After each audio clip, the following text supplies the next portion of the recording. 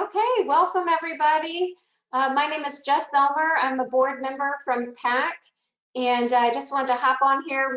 We're going to wait just 1 or 2 more minutes while people just kind of come on and join us today. Thank you very much for being with us. We are really excited about tonight's webinar, and I know everyone will find some great information that Jamie has to offer us here. So we'll wait just a few, less than a minute, and then we will get started. Jamie, just nod your head. You heard me okay? Okay, good. Thank you.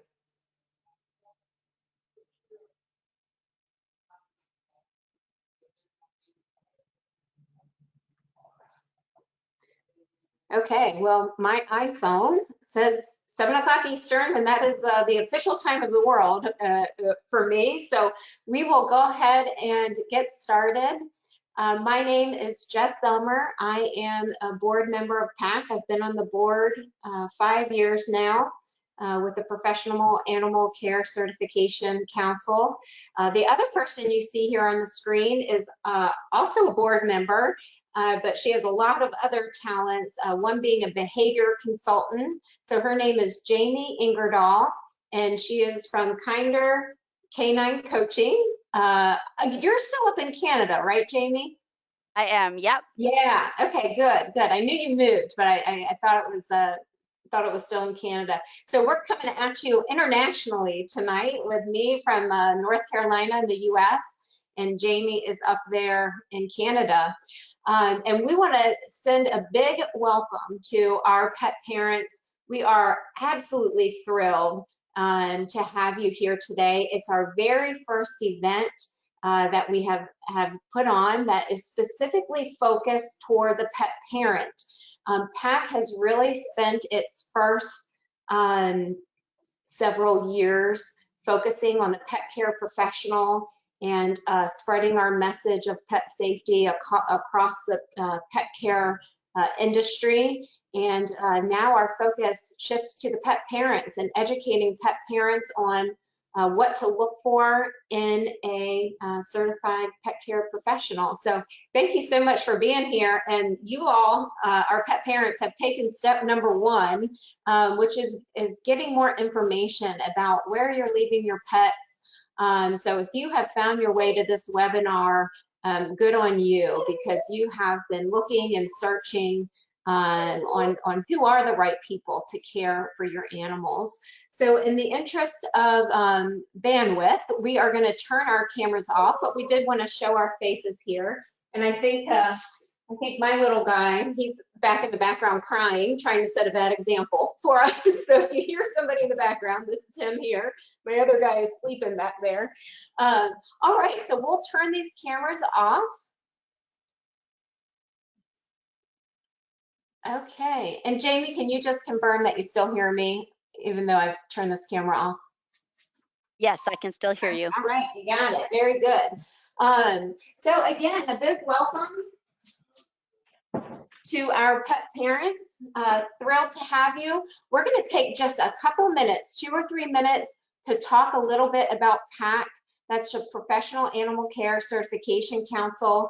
Our organization is the organization that's putting on tonight's material. I'm sure many of you are already familiar with PAC because you have found your way here to this webinar.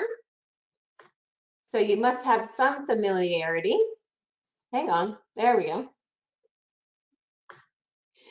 I wanted to bring up these two ladies here. These are our two ladies in the pet care industry, Charlotte Biggs and Susan Briggs.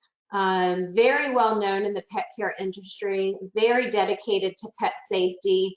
And these are the two ladies who really said something has got to be done in the pet care industry to bring a higher level of care, not only to ensure the safety of our pets that we leave in pet care centers, but also to ensure the safety of the humans that work in the pet care centers. because if not done right, it can be an unsafe place for both humans and pets.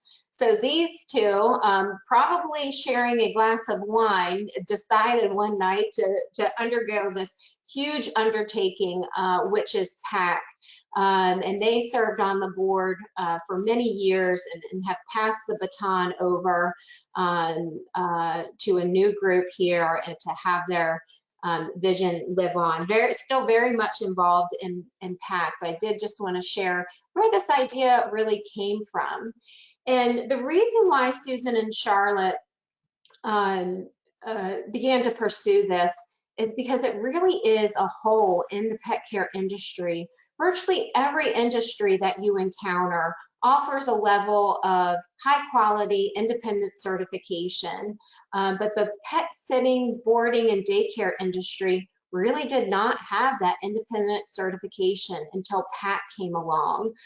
So, you know, you go get your hair done, your nails done, your dentist, your doctor, your child care provider, all of those things have an independent certification, some sort of guidelines that these folks need to follow. But surprisingly, the pet care industry does not, or did not, until PAC came along. So what is PAC? PAC was started to bring independent testing and certification to the pet care services industry. And what we mean by independent certification, PAC is a nonprofit organization, okay? So it is run almost primarily by volunteers. We do have one admin assistant and someone that helps us a little bit with getting our message out there, but largely PAC is all volunteer. I've been with PAC for 5 years, and I can guarantee you, you know, it's a lot of volunteer hours that have put this together. And what we did at PAC is we created many hours, and working with a testing center or testing corporation, developed 3 exams at different levels. Pet care professionals study for the exams, take the exams and either pass them or don't pass them, really proving that they have the skills to take care of pets and the people in their pet care center in a safe way. And you might ask yourself, well, when I go to my pet care provider, I do see certificates on the wall, but they don't say PAC. PAC is the only third-party certification, and that is different from a certificate program. And first of all, we love any kind of education that a pet care provider is getting, whether it's studying for the PAC exam or anywhere that they're getting information, books, online classes, you know, going to conferences. That is something that we all are so happy when people do, regardless of if it involves PAC, because we want the industry to be elevated and safer. But the way that PAC is different is it's a third-party certification. So what that means is, you know, a certificate program, typically how that works is they'll purchase a class or purchase a training, they go through the training, take an exam at the end, and then they get a certificate of completion saying that they completed this type of training. Again, it's fantastic. But PAC is third party. We don't sell any sort of education materials or training materials. The pet care professional studies from whatever books and things that they deem appropriate. We do have a list of recommended study materials, and then PAC is just a test. It's taken in a testing center, okay? It's not done online. It has to be a proctored exam. So that's what makes a third-party certification different than a certificate program. Why is PAC important to you as the pet parent? I'm sure if you're here, you've probably had a difficult time finding the right professional for your pet. I know that I do. My husband and I ran pet care businesses for 15 years. And now that we no longer do that, it is very hard to find a place that we trust 100%. Because there are no standards, regulations largely in most states that regulate pet care very well. So that is why PAC is important to pet parents. It is a way for you to identify those who seek out that extra level of education, that extra level of safety. So that is why it's important to you as a pet parent, because they've really proven their knowledge and proven that they're dedicated to this as a career. It allows pet parents to identify the most qualified professionals that are knowledgeable and really committed. And I'll tell you where you can go to find a PAC professional here. Number one, how you probably found out about this webinar here was likely on our Facebook page, but if it wasn't, make sure you go to our Facebook page there that I wrote down for you. In addition, if you haven't been to our website, go take a look. It's PACCert.org. Take note that PAC in our website only has 2 C's, PACCERT.org. You can find a PAC certified professional.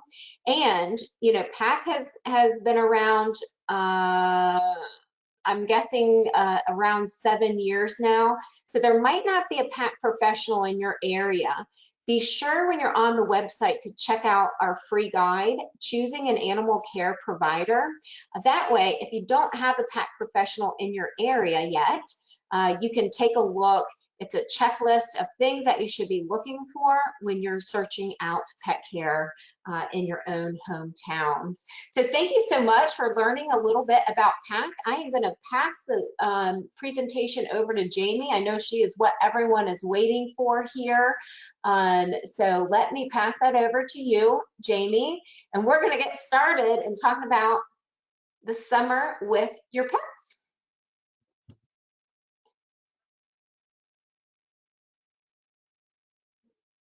And Jamie, you are muted. Okay, I'm muted. Good. Perfect. Right, you can hear me now?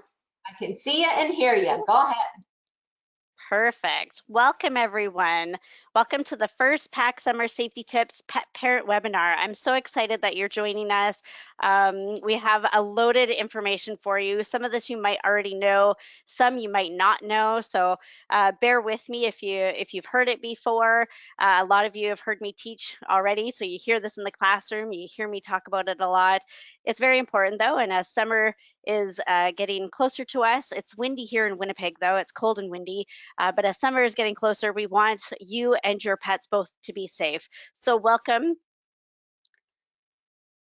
And our main goal of this whole presentation is to have fun and stay safe all summer long. So we have a bunch of pictures here from a lot of friends and a lot of people that put some on my training page for a little contest we had, and Banjo in the middle there with his photobomb epic picture. He was the winner. Thank you so much for submitting these. I think the little collage is perfect. So I thought you'd get a few giggles while we start. So the first most important thing that we want to ask ourselves before we even go out on an adventure with our dog is, what is the summer temperature? What is the temperature of the day, and how to tell if it's too hot for my pet? So the first most important thing is to know your pet. What kind of pet do you have? Do you have a brachycephalic, such as a pug? Do you have a long-haired dog like a shepherd, a young puppy, a senior, a dog that is pregnant, or it just doesn't do well in the summertime? Do they have a medical condition? So first, know your pet. That's the very first question. Ask yourself, is this the right trip that I'm going to take in my day for my dog to come along with me? The second, say you're going out for a walk, or you're going to be out, going to a patio, and you might be walking on some concrete or somewhere where it might be really hot. The first thing is to check the pavement. And often we're inclined to use our palm of our hand or take off our flip-flop and we'll step on the hot concrete on our foot. And I wouldn't suggest that. I mean, you can do that, but we're really prone to take heat really well and not be bothered by it, because we clean with hot water, we walk in bare feet often, but the back of our hands are not always exposed to the temperatures like the palm and the bottom of our feet. So that's what I would recommend. Hold the back of your hand on the pavement for at least 5 seconds. If that's too hot for you, that's definitely too hot for your dogs, and we definitely don't want to take them out for a walk or outside and be on the concrete or a hot surface for too long. So keep in mind the thickness of your dog's pads as well. Some dogs have really thin pads and some have thicker pads. So some might be able to be out there a little longer because they have thicker pads. If they have really thin pads, you can totally get some summer boots. There's cooling vests. There's lots of things, products on the market that you can use to make your adventures a little bit easier and better for them as well. But that 5 second hold on the pavement, that's really important. If you can't do that, let's change our plans for the day. So just for an example to give you, and you can read the little pictures that I put to the right, but just a little example, if it's 125 degrees Fahrenheit, the pop pads can begin to burn with just 60 seconds. So 125 degrees, I mean, that's hot, but if we think of 120 degrees or 90 degrees, that's still really hot. So may not be 60 seconds, but it's going to be within minutes. So imagine going for a 10-minute walk and, only a minute or two into that walk, the pads have the potential to be burning already. So of course we keep going. If your dog's lifting their paw pads or their feet, we want to turn around and go home. Find some grass, find some shade, but get them home. So another most important thing too with the summer temps is not to leave animals unattended in a hot car. So have someone either stay with you if you need to go somewhere and stop off after your adventure, before your adventure, bring another person with you, or plan your outing around the dog. So maybe you go collect and do your errands before you leave on your adventure, or you go do your adventure, drop your dog at home, and then go back out and do your errands after that. Because what's really important and what we often don't keep in mind is the humidity of the day. So again, you can look to your right on the little pictures there of how hot it can get in the car versus in outside or in regular air, and it can get hot really fast. So definitely, if you need to stop off somewhere and you can't just go to your adventure and come home, either bring somebody with you or do an extra trip to drop the animal off at home. Safety, safety, safety.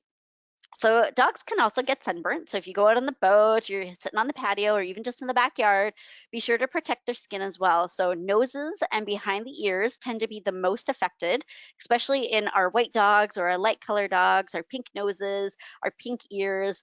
We want to be really careful about the thin skin dogs and animals. To check for signs of heat stroke. So say you're already into your adventure and this is getting hotter and hotter and we didn't have as much shade as we hoped for during the day. Some of the signs that you'd want to look for and whether or not you need to get your dog some help or a veterinary clinic very quickly. Excessive drooling, heavy panting, vomiting, lethargy, unsteadiness. So your dog is unbalanced and they're not walking very good. They're just not doing well. Redness in their gums, all of those things. That's a dog in distress, and we need to either get the dog help really quickly, or call 911, or get to a vet very quickly as well.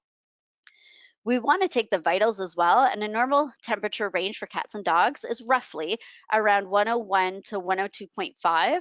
So anything more than that is definitely in distress. And again, every dog and cat is different, or every animal is different. So what is your animal's normal temperature? And you kind of gauge it from there. But anything over 104 is dangerous, and we need to get them help very quickly.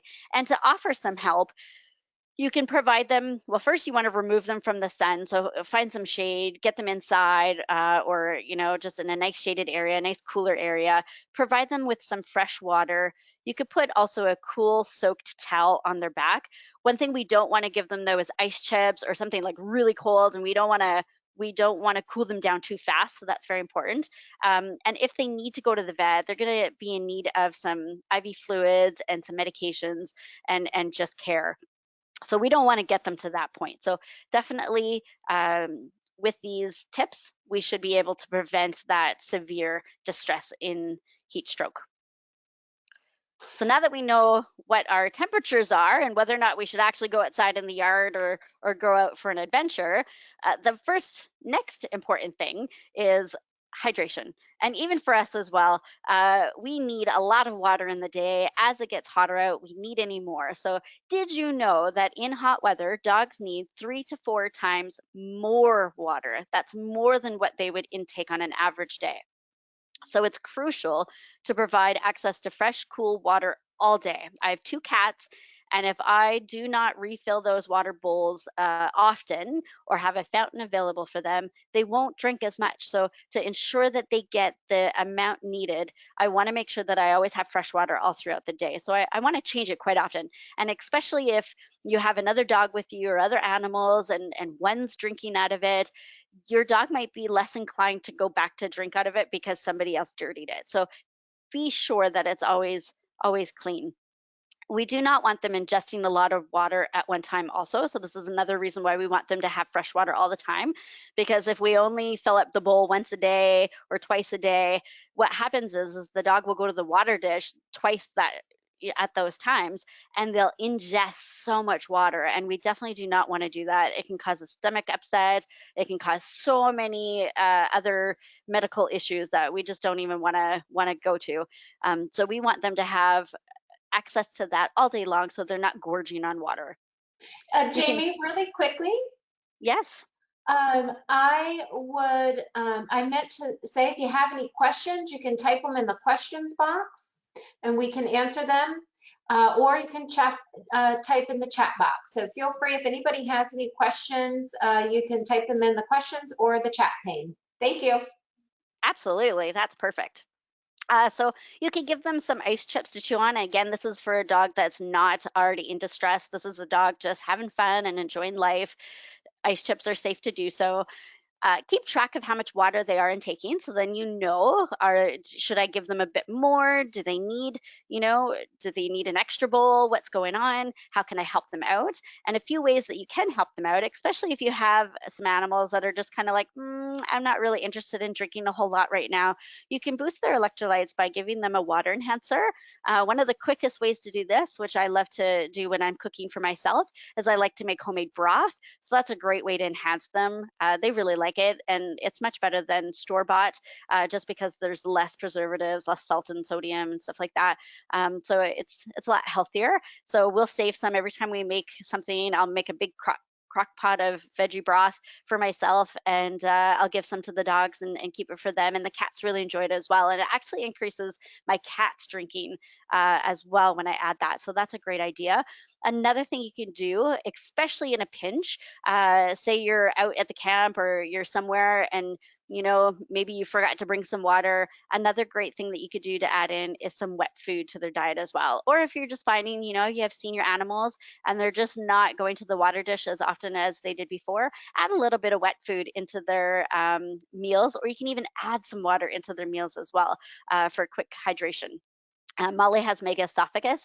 So when she was first diagnosed, she wasn't allowed to have water and drink water. So we would add water to her daily meals so that she always had that hydration intake. So how much water should your dog get on an average day? So I kind of wrote up a quick little thing that you can always reference back to. But on average, anywhere between 5 and 15 pounds, so this would include our cats as well, we would want to give them and provide 1 to 2 cups per day. So that's on average. So if now we're talking about a hotter day, they need to have 3 times more than that on top of that. And then it goes all the way up to 75 pounds. So 8 to 10 cups a day, that's a lot of water. So we want to be sure that we're watching them and catering to their hydration needs, because that's the beginning of all good things, is being hydrated. Dogs don't sweat like we do. They sweat through their paws and they cool themselves by panting. So if they're working really hard on a hot day to pant, pant, pant, pant, pant, and they're just not able to cool themselves, that could become a disaster very quickly. So it's essential to ensure that they stay cool all day and stay hydrated. They can suffer a fatal heat stroke within just minutes. And then on top of that subject, hydrating yourself is also very important. I know sometimes we focus a lot on our animals and our children and what's going on around us that we forget to intake water. So I just wanted to make that a little reminder for you as well, to ensure that you drink water too. So some of my favorite summer treats, because who doesn't like summer treats? I thought I'd add this in case you've never tried these before. It's a lot of fun. But my dog's 5 favorite things are frozen watermelon balls. My old guy Jack, he used to love them. I'd scoop them and freeze them, and we used to play fetch with them, and he'd bob them in the pools as well. So that was his absolute favorite. So I had to add that in there, and because I'm pretty sure your dogs will like that as well. Great bobbing items. So if you have a pool, or go to the dollar store and buy one of those really large rectangular low under the bed containers, fill that up with some water and get your dogs bobbing for cucumbers, apples, peppers. The red has the most nutrition in it, so those are always the ones that I go for, but they can have any of them. Uh, you can do ice cubes, as you see in the picture to the right there.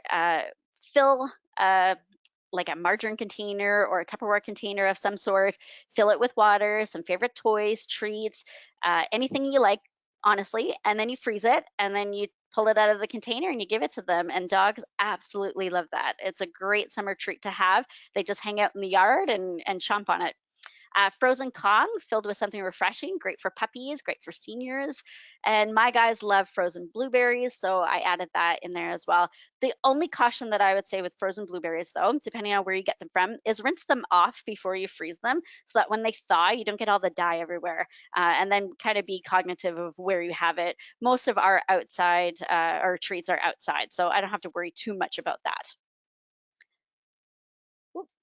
So summer backyard fun. So these are days where we can't really go on an adventure. We can't go too far because it's too hot, and we want to stay close to home so that we can get inside, pretty quickly, or maybe just for whatever reason we can't go on an adventure, and that's okay. Summer backyard can be the most fun had by your animals. One of the funnest things that I love to recommend clients to do is get a sandbox or a designated digging area to prevent unwanted digging in the gardens or all over your property. And the reason why I say that is because in the summertime, dogs are inclined to dig the most, especially on hotter days, because they're looking to cool themselves. So if they have a sandbox or a digging area that's just theirs, they can do whatever they want in it. So I highly recommend that. A grass snuffle mat, one of my absolute favorites, and my dog's favorites games as well. As you can see to the right there, Maya is playing with her good friend Jake a few years back, and they were having a snuffle match basically made out of the grass. I tossed a whole bunch of food out there, and so they were on the search looking for some food together. They had an absolute blast.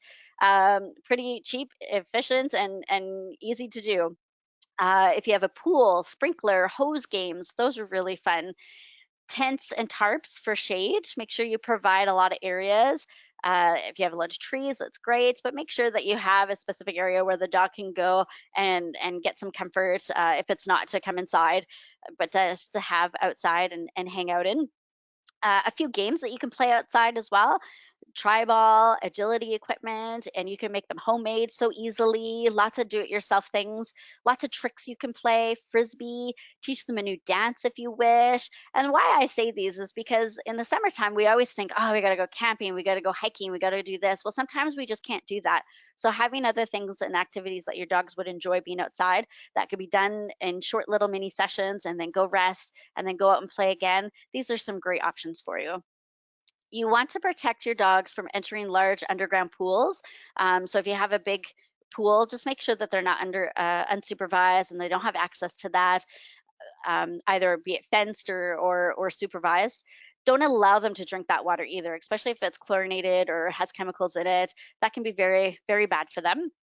Another thing to make sure of if we have some backyard fun is if you have a barbecue, if you invite some people over, or just you and the family hanging out and you're eating, make sure not to give the dogs any of the leftovers. Make sure they can't find any of the leftovers, counter serve, or find them outside in the garbage. That's really essential. Working at the vets, one of the biggest things that we see during the summertime is dogs have gotten into or were given barbecue food, and it's just not good for them. So stay clear of that. And if you want, you can also put them to work. I had Molly mowing the lawn on our property. So, I mean, if all else fails, just put them to work. Jamie, Yes. since we're talking about pet safety, shouldn't that dog be wearing hearing protection when she's cutting the grass? Is that It is true. Yes. At that point, though, the lawnmower wasn't on, so we're good. just Uh, checking? Absolutely. Safety, safety, safety. And honestly, I mean, there's no seatbelt on there, but she should probably have been seatbelted too. So, going into the leash handling etiquette, and this is more geared to our social settings. So, when we're around a lot of people, maybe people we know, maybe people we don't know. So, my conversation with this is just in the social setting, not when you're out in a wide open field or you're just with your own family members, that sort of thing, or in your backyard. This is when we're out and about. So, when we're in that social setting, there's just a little bit of etiquette that pet parents should have, or people in general should have, and sometimes we forget about it. So the nice thing is to make sure that you always have a loose leash, because dogs tend to think that a tight leash means danger, and then things and behaviors we don't want usually erupt. But we do want to keep it short. If you're in a social setting, you're downtown somewhere, you're walking around, you don't want your dog dodging to the end of the leash and running at people, barking and nosing up bums and different things. So keep your leash nice and short. Keep the dog nice and close to you when around that stimulus. And you could have the most perfect dog and the most well behaved dog, and dogs are opportunists. So if given the opportunity, they're going to get a nose up a bum of some stranger that wasn't expecting it. And, I'm sure it'll be fine, but that's a lasting impression on that person, right? And what happens if a little nip comes out of that as well? So prevention and safety above all. So keep the dog nice and close to you when you're in those social settings. I usually recommend a regular harness or collar. Um, and a flat leash versus a retractable, just simply because it gives boundaries.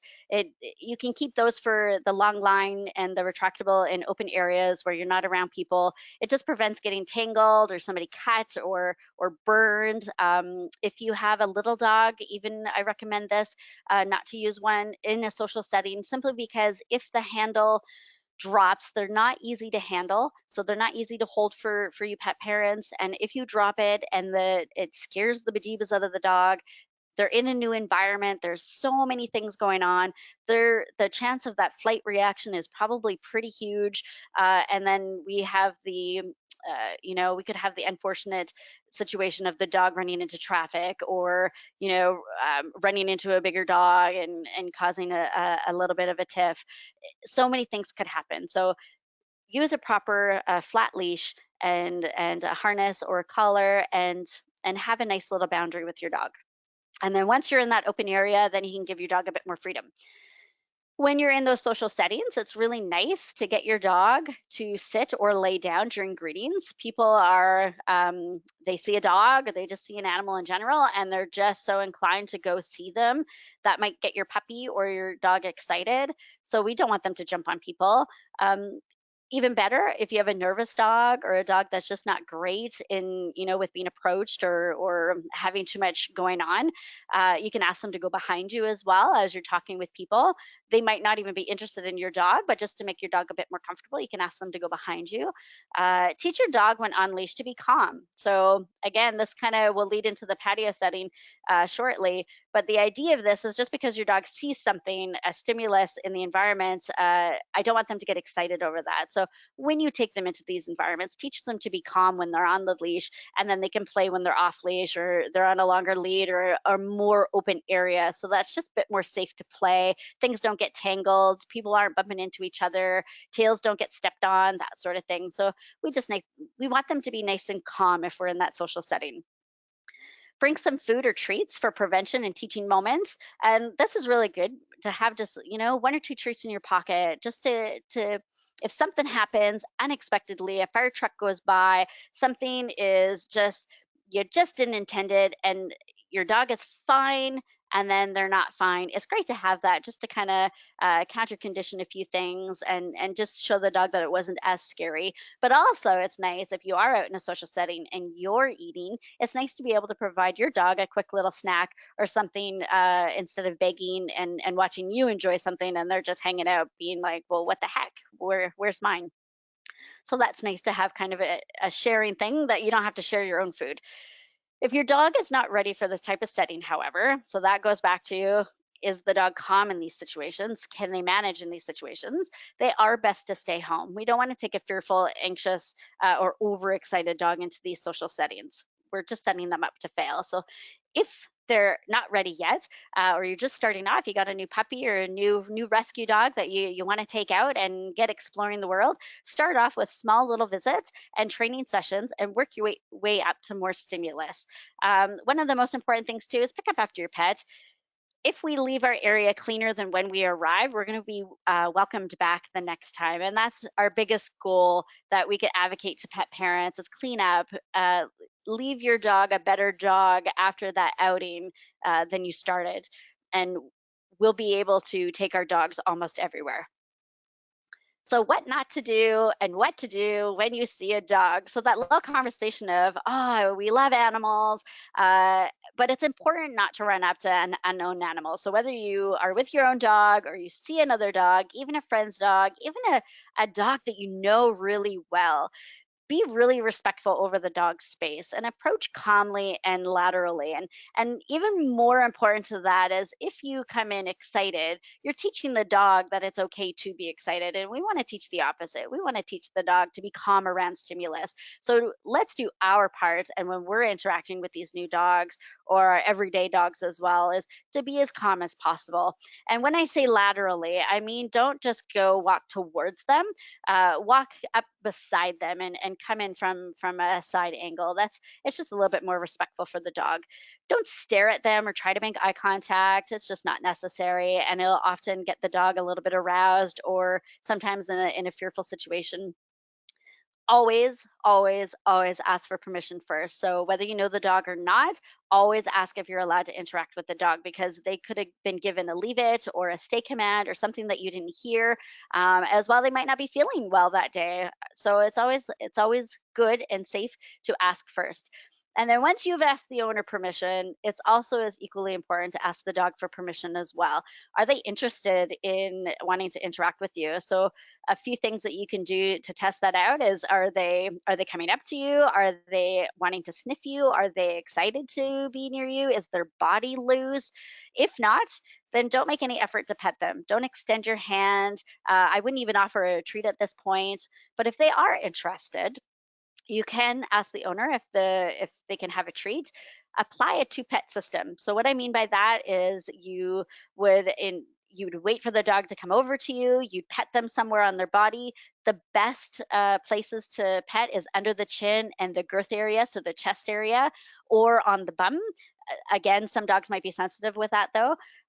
Every dog is slightly different. Sometimes the side is a little bit better, especially our big dogs, our really nervous dogs, they really like it on the side. But again, every dog is different, so it's good to know the dog and it's good to ask first.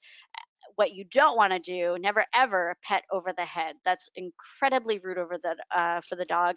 And just that over the reach, the standing over the dog, it's just incredibly rude. And often dogs will go into a fear response to that. So you can get nice and low, see how they're doing. And with the two pet system, you're basically just touching them 2 times, just stroking them very quickly, gently, calmly, and you are going to stop and then see what the dog does. If they leave you, then let them be. If they come back for more, again, do another 2 pat and continue that way. And I think we have a question. Yeah, Jamie, somebody just asked if you have any quick, simple tricks or sayings for kids um, that like to go up and pet dogs. It sounds like this person's granddaughter likes to pet dogs and they ask permission, but she's not quite sure of how to tell her young grandchild how to approach the dog. Do you have any advice to make it simple for kids? Absolutely. It's hard. You can't tell kids to, uh, you know, it's hard to tell kids not to do something, absolutely, but definitely we want to have the same respect from the child as we do from the dog as well. So the first most important thing is the human to interact with the other human and the handler of the dog and say, is this dog comfortable with children, for one? The second thing I would do is teach the child to just stay calm and let the animal sniff them first, and then maybe sit down or get low. Again, that depends on the dog though. So if I have a dog that's really uncomfortable with that sitting on the ground, might trigger a fear response as well. So if I had a really social dog and really friendly, having the child come down a little bit more, depending on what the age of the child is and how tall they are, come to the animals. Level and have the animal come to them so they can have a few cookies in their hand with an open palm. I probably would recommend not touching the dog. I know that's very hard. So I would only want social dogs to be in that situation. If we were in a position where the child just wants to constantly touch this dog, I would probably just remove the dog from the child, adding some distance, enjoying it. Maybe the handler can do a few tricks with the dogs, just so then the child can then be redirected with something else to look at rather than the need to always touch the dog, but watching the dog perform something or do something. But the most important thing with that is always having the dog go to the child, not, or the human, regardless of what it is, always having the dog go to them versus the child or the human going to the dog. That would be the first step. Everybody says they have a friendly dog, but I would watch the dog's behavior. If the dog is, trying to move away from the child, separate them as quickly as possible. I Um, hope that answers the yeah, question. yeah, yeah, that was great. And another question, do you have a suggestion on how to politely tell people that your dog doesn't necessarily want to interact with them? There And is no polite way. There simply is no polite way, and that's on the little under the little picture there. You will see that if you're walking your dog and there's a persistent person coming your way, the only thing you can do, you are your only dog's advocate. The only thing you can do is get out of dodge. Tell your dog calmly, without energy, let's go, and you're going to turn around and get out of there. There's just people don't listen. I've had a neighbor who I said, interact with Molly, but don't interact with Maya. Maya's not comfortable with being touched by strangers. And the first thing she did was extend her hand. I don't recommend this, but I know my neighbor very well. And I slapped the top of her hand. I said, don't extend your hand. It's either my slap or a potential dog bite. And I don't want either of those. So don't do that. So there honestly is no polite and easy way to tell people that are adamant that they are the best animal people and that your dog will fall madly in love with them. There's no such thing. So yeah, be your dog's best advocate and just get them out. Say sorry, not today, maybe tomorrow, and then off you go. yeah. No, I agree. I have a senior dog and he would definitely tolerate it, but like you said, I'm his advocate and I know he would prefer not to interact with people and it's very difficult. Even if you say it nicely, I find that people, I think, do get taken aback a bit. So yeah, you just kind of have to maybe get yourself out of the situation. Great advice. Thank you. Yeah, distance is everything for dogs. And if they're in that position and you constantly put them in that position to do something and tolerate something they're not going to like, their behavior is only going to get worse over time and we don't want to bite. So get them out of there. Tell them that you got their back and then the next time they'll actually trust you and they won't get to that arousal level that we don't want. So absolutely. Be your dog's best advocate. So on to patio safety and etiquette. This one's good as well. We have a lot of pubs and stuff that allow our dogs and animals to come and hang out with us while we're out for a beverage or, summer company with some friends. First and most important thing, again, putting your dog in these situations. Are they friendly and calm in these social situations? We want to make sure that the dog understands what to do before putting them in this situation and before they get overstimulated. So you might have to work your way up to being able to do this. So maybe this summer you've never taken your dog anywhere. Maybe this summer your whole goal is just taking them for short little bursts of visits and exposures so that next year you actually can go and have a full, 1 hour, 2 hour sit down with a friend or with your family and bring your animal with you. That would be awesome. Molly here, she went to go visit St. Andrews several times. And so with us, we would take more than one human. So we always recommend more than one human and only one pet. So we didn't take two dogs, we just took one. And the reason for that is just to keep safety as our top priority, but as well, just arousal levels. We don't want that pack mentality to happen. Unless we had a lot of humans, you could, but there's only two of us. So we always keep one home. And I like that one-on-one adventures with my dogs as well, as I do with them going with both of them. They get a mixture of both. But when we're in social settings, especially like this, when we went out for lunch, Maya she's not keen on it. So that's not what she wants to do, where Molly loves it and she's really comfortable in those situations. So she had a lot of fun. So we recommend one pet per human or per family.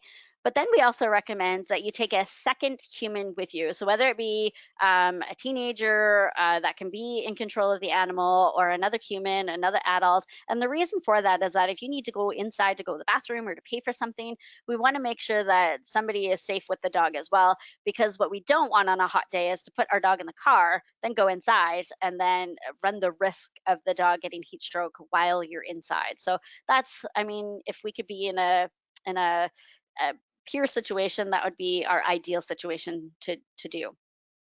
Ensure the dog eliminates before you enter the patio area, just so that they're not marking or they're not leaving behind any unwelcome packages. Respect other patrons. Don't allow them to go up to all the other tables and sniff on their way to your table. Don't allow them to crawl under tables or lick legs or steal food off the table, that sort of thing. So definitely respect other patrons, because again, the more we do that, the more we're allowed to bring them back. Always keep them leashed and always in control. Remember again to bring some treats. I always bring a blanket, and I bring a fresh bowl that I can fill some water with. And to find shade, I typically will use like either the edging of it depends on what your patio situation is, but the edge of like a wall, or I'll tuck her under the table or under a chair, just to get a little bit of shade from our body or from the chair or the wall.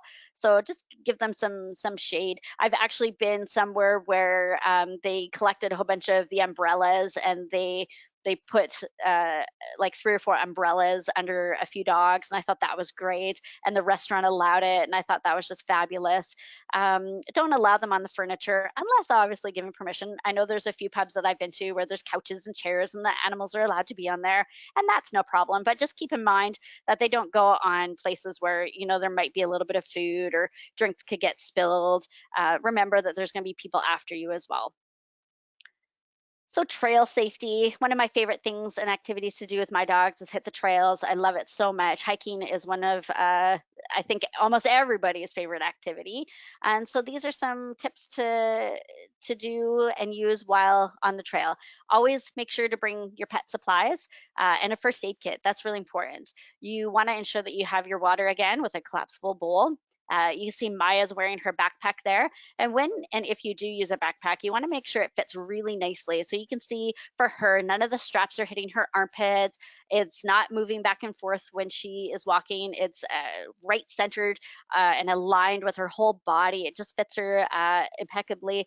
And when we fill it, we want to make sure that there is the same weight on both sides, so that the spine isn't doing any work or out of alignment while she's walking. So that's important. So I love backpacks, but not all dogs can have them. Molly can't use them because of her spinal issues. So make sure that it fits well and your dog is, of course, comfortable and okay with wearing one.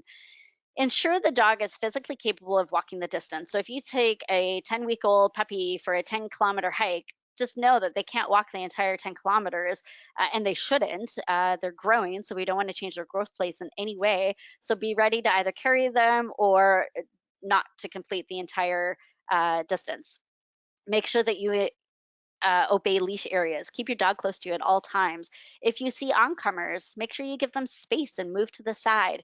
Cue your dog to your side or behind you. And remember, not everybody that's on the trails enjoys dogs. You might find somebody that has been attacked by a dog, and you don't know these people. So make sure that we respect them and their ability to be on the trail as well. I don't care how friendly your dog is, bring them to your side, show the other oncomers that your dog is really good. Don't let your dog run up to them or chase any wildlife. Recall your dog instantly anytime there's any stimulus. That's so important, whether on leash or off leash. And just for a safety aspect for medical is don't allow them to chew on plants you don't know or eat any carcasses, because you don't want a vet visit in the middle of the night or the next day because they got into something. And again, make sure you pick up after your animal. If I know a lot of people, they don't want to bag it because it adds more to the garbage, and I totally get that. If they do have an accident, take it off the trail, and if you do, I recommend to bury it and make sure it's often off the trail and away from any water sources, but it's recommended to be at least 6 inches deep when you do bury it. So again, at least then it's not in the environment, somebody's not going to step on it or eat it, and it doesn't go into our waterways. Water safety. This is everybody's summer favorite, I think, as well as finding the water, whether it's at the beach, in the pool, the ocean, the river, wherever you want to go. Again, don't let them drink out of anything other than your designated water bowl. Just again, for parasites, chlorine, salt, all of that. Be careful of blue-green algae in North America. It's huge. I didn't want to write up a big blurb about it, but if you don't know, definitely look it up and make sure, especially on those really hot days, that you don't see any in your area. Use life jackets, long leads. If they're off leash, make sure that you recall them right away under stimulus. Watch out for strong currents. You want to keep your swimming sessions as well really short. So allow them to go play, but don't allow them to play too long. And the reason for that is because their muscles are going to eventually get exhausted, and drowning usually happens a lot because either a current takes them or they got really tired and they couldn't get themselves back up. They couldn't paddle anymore. So make sure that they have just short sessions and make sure that they get some rest in between that. You want to rinse off your dogs after playing out in water as well. And even just in your regular pool, it's really important to rinse them off. Make sure that they're completely dried. Make sure that all of their tools, like their harness and leash and collar, make sure that's completely dried as well, just to prevent any skin irritations or infections, especially around the armpits and the ears. Dogs are really prone for that after swimming. And if you haven't yet, I highly recommend that you take a CPR class, first aid and CPR class. There's so many things that you can do online or in person, from Pet Tech, the Red Cross, Dog Safe, Pet Emergency Education. There's so much out there. I highly recommend that you go and get educated so that if you're enjoying your summer days, something happens, something's always bound to happen, that you're prepared for it and you know how to help. Boat safety, it's all kind of along the same lines. Make sure they're wearing a life jacket. First, before you go out on the water, make sure that they're comfortable being in the boat, they're comfortable being in the water before actually going out on the water. So you might have to do a few training sessions before you do that. Have an overboard plan. So if the animal falls over, we recommend that you drive to them, turn off your engine, get up to them, and ask them to come to the boat versus jumping in and swimming for them. And then once they're at the boat, you can lift them out. Don't forget the sunscreen as well, your repellent spray, your first aid kit, water in bowl, same things that we've all been talking about with everything else. And of course, always supervise. So it's very easy to get kind of distracted on the boat and you might not notice that your dog went overboard. So make sure that they're always supervised. And again, bring your leash and harness and collar. Summer parasites and bugs to keep in mind about. Every time you go out, even in just your backyard, I recommend that you do a nose to tail for your dog. Every time you come back in, check for any bugs, scratches, or injuries. If you find them long before infections happen or tick migrates, it's so much easier to work it out. Fleas and ticks are everywhere, so again, you want to thoroughly check for them.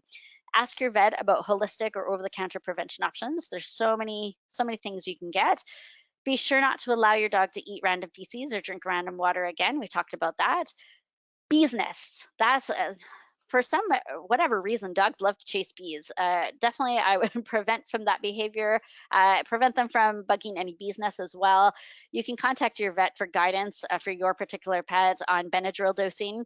I wouldn't recommend giving anything else. And if they do get stung, they get a reaction, you can find out what the dosing is for your dog and give them that.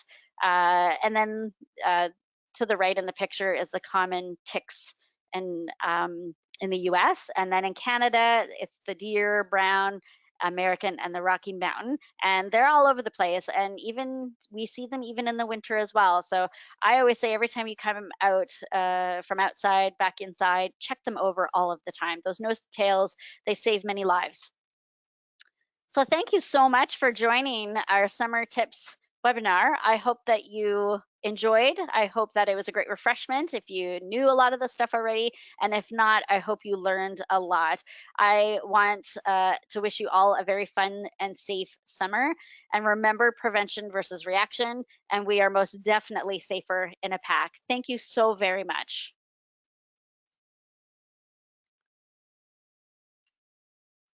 Thank you, Jamie. And our attendees, if you have any questions, we do have a few minutes here, so you can type them into the questions box or to the chat box. We've answered some of your questions here along the way.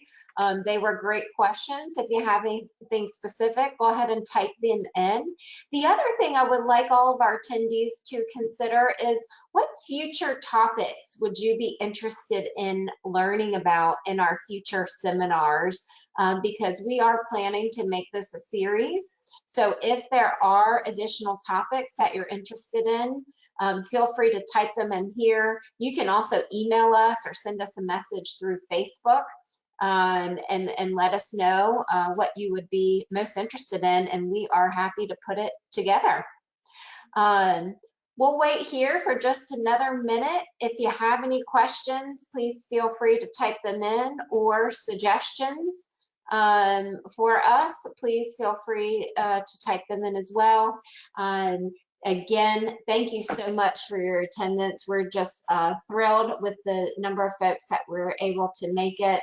I see thank yous coming in here. Jamie, thank you so much for putting this together and branching out to our new audience, the pet parent. Like I said, we've been so focused on the pet care professionals over the years. This has been a really fun change of pace for us.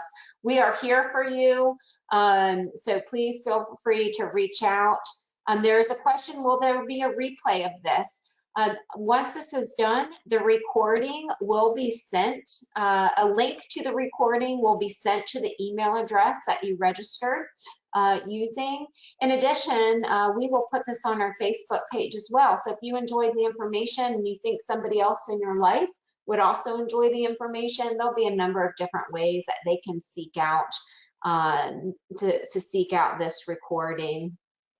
Thank you to Kathy, who's made some suggestions for future classes on easy brain games. Oh, that's a good one. Yeah, how to keep a puppy engaged that can't move around a lot, probably after a surgery. This is actually a really hot topic right now. It's called enrichment. Many pet care centers and trainers and places are doing enrichment programs. So we can definitely do a class geared toward the pet parent and how you can do some of the enrichment activities at your own house with your own dog, because they're fun, not just for your dog, but for you too. So very good suggestion. And yeah, Jamie will certainly have a lot of, Jamie, I think you've done a presentation for our pet care professionals on enrichment, or at least participated in one, right? Oh, yes. Yeah. So many ideas. Absolutely. Okay, good, good. Um, Somebody else writes, would love to learn more about the flat nose pups, other things to look out for. Jamie, any other, I know you mentioned dogs like that at the beginning, any other special things besides the heat that we need to look out for our flat-faced friends? Well, are you talking like body? Like what would they be doing with their body, or just things that we can do to keep them safe? I think just to keep them safe. Any other special considerations? Well, I would definitely say, because their lungs aren't great, their airway isn't great. So I would say definitely, outside of the webinar with saying, short spurts outside, making sure that their energy, they're not going for too long of walks, they're not running around even in the house for too long. If they're starting to breathe much heavier, we want to change that energy level to a much calmer, much quicker, just because once they get into that hyperventilating or breathing really deeply, it's much harder, and it's a lot more work for them to bring themselves back down. So if we can prevent them from ever getting to that point, that'd be really good. Like bulging eyes, we want to make sure we're not putting any pressure on collars. So I'd always recommend harnesses for those kids over the collar, and usually their necks won't really fit a collar anyway, so harness is a little bit better. But we also don't want to have too much pressure on the harness, so making sure we're not pulling on the leash or pulling on the harness in any way. Their play style, what's kind of their play style? Do they play with bigger dogs? I'd be cautious of that. There I could think be another so many thing, things. we talked a lot in this seminar about being your dog's advocate. So if Yes, somebody is going to take your dog out for a walk, or even at a pet care center, just giving a friendly reminder that your dog is more susceptible to heat, and that sort of thing. Particularly somebody that's not a animal care professional, being your dog's advocate. Brenda here made a suggestion, and Jamie, that you mentioned earlier in the presentation, but not letting them over drink, and pacing the amount of water that you give them while they're recovering from the heat, because they probably are likely to slurp up too much too, like many dogs. absolutely. But if they're in a sense of already in distress, we don't recommend stopping them from drinking. And the reason for that is because they need access to the water. But if they're before distress, we definitely don't want them engaging and engorging in a lot of water. That definitely is not good. Got But it. if they have not had water and they're in heat stroke, or they're in, we actually we allow them to gauge what water they want. Got it. Okay, so there's a discrepancy or a difference there between in distress and not in distress. Yes, In distress, you don't want to limit water. Not in distress, kind of help them pace themselves. Okay, got it. exactly. Yeah, good tip there. Okay, well, very good. If you have any final questions, feel free to send them in to PAC. Like I said, stay in touch via Facebook, go to our website. We are here to help. And again, thank you for being a part of our very first pet parent webinar. Enjoy your evening. And Jamie, thank you so much for your time. And Tara, I know that I see that you're still on. We appreciate you being here to support us as well. Everyone, have a good night. Thanks, everyone. Take care.